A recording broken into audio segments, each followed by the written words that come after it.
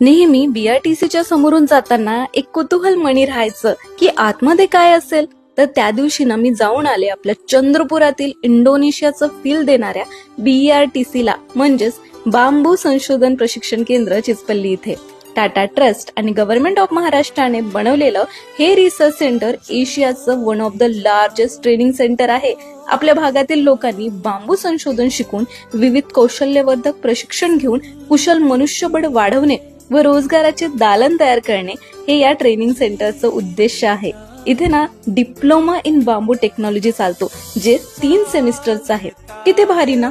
आजकाल ग्लोबल वॉर्मिंगमुळे आपण सगळं काही इको फ्रेंडली शोधतो. अशा वेळेस हा डिप्लोमा सुरू करून बीआरटीसीने तरुणांना खूप महत्वाची संधी दिली आहे. तुमचं 10वी पास झालं असेल तर तुम्ही नक्की इथे ऍडमिशन घेऊ शकता. पूर्ण 3 सेमिस्टरला प्रत्येकी 6,000 रुपयापर्यंत इथे स्कॉलरशिप मिळते. खूप कमी अशी ऍडमिशन फीज आहे.